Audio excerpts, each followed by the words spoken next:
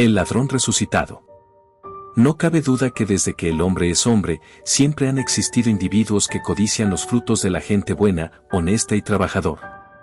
La Ciudad de México no podía ser la excepción a la regla, así acontecía en la Nueva España, existían grupos de ladrones y asaltadores de camino que acechan el paso de la gente buena, para asaltarla y de paso hacerle algún mal. El gobierno colonial preocupado por esta situación no dejaba de perseguir a los ladrones, para ponerlos en manos de la justicia o ejecutarlos. De tal manera que cuando se hacía una partida para perseguir a los malhechores, iban los capitanes con sus respectivos corchetes, también los acompañaba el comisario, el escribano, un sacerdote y el indispensable verdugo para hacer confesar a los maleantes sus culpas en el acto. Porque normalmente, donde era aprehendido el asaltante, se le formara juicio sumario y se le ejecutaba al momento, colgado de un árbol. Hubo una partida de ladrones que tenía escandalizada a la Nueva España. La gente tenía pavor salir de la ciudad, ya fuera a los distintos lugares donde se acostumbra ir como Tacubaya, Tacuba, San Agustín de las Cuevas, Cuautitlán, etc. Por donde se fuera, era víctima de esa banda de ladrones, por ello y con justa razón, todos estaban aterrorizados en la ciudad, pues no nada más se quedaba el asunto en los asaltos, en ocasiones había heridos y hasta muertos.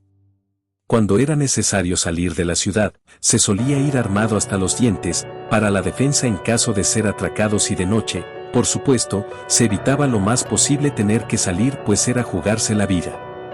Se cuentan muchas historias sobre asaltos y de entre ellas relataremos la que sufrió el gobernador y justicia mayor de la ciudad, don Francisco de Pedrosa, quien regreso de la ciudad de Cuernavaca, fue asaltado por el rumbo de Topilejo.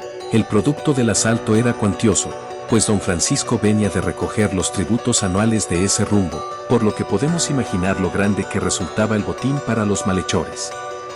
En esta refriega se tuvo la desgracia de la muerte de dos criados de don Francisco, así como la del cochero, al señor Pedrosa, como su señora esposa, los despojaron del dinero y joyas que llevaba y los asaltantes tuvieron la puntada de dejarlos amarrados de un árbol completamente desnudos.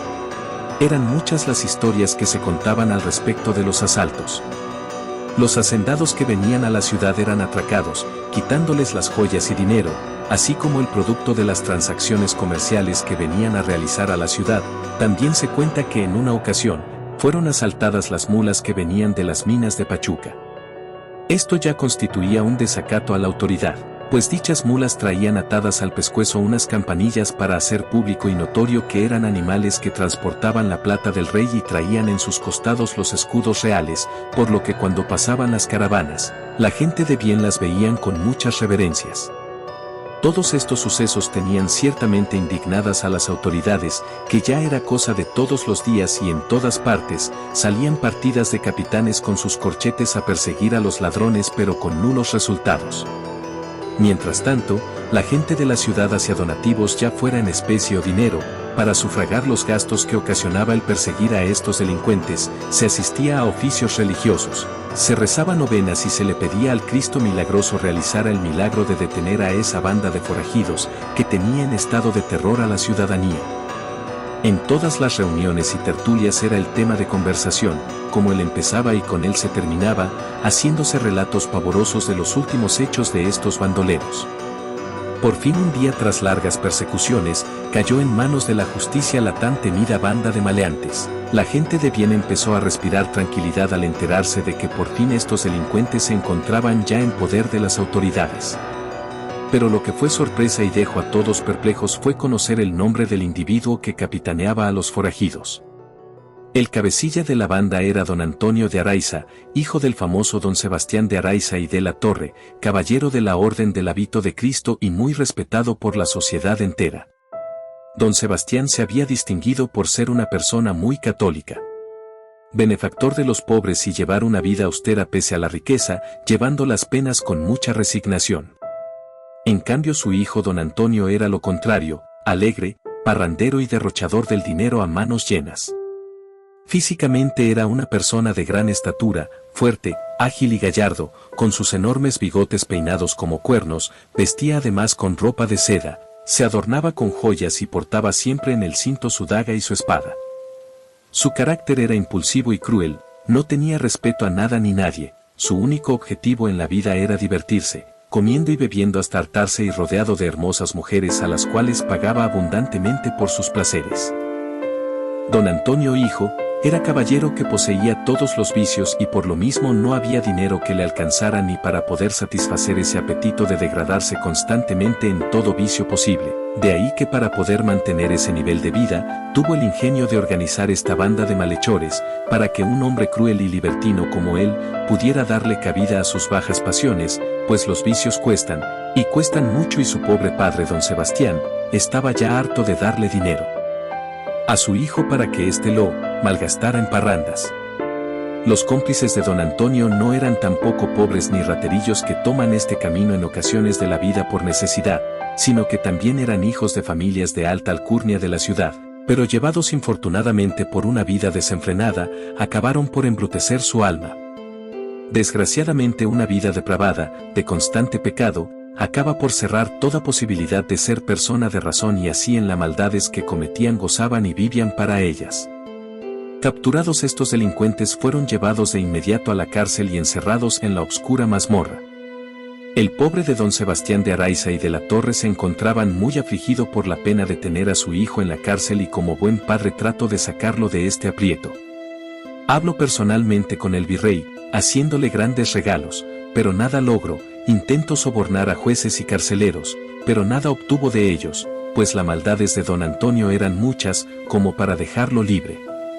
Después de darle vueltas al pensamiento, se le ocurrió a don Sebastián contratar a una partida de forajidos del rumbo de San Lázaro, para que incendiaran la cárcel y rescataran a su hijo, pero para desgracia de este señor, la noticia llegó a oídos de la justicia y dichos individuos fueron encarcelados inmediatamente, poniéndoles esposas en las manos para que tuvieran el castigo merecido y con la presencia del verdugo confesaron que había sido don Sebastián de Araiza y de la Torre, quien los había contratado para incendiar la cárcel y rescatar a su hijo.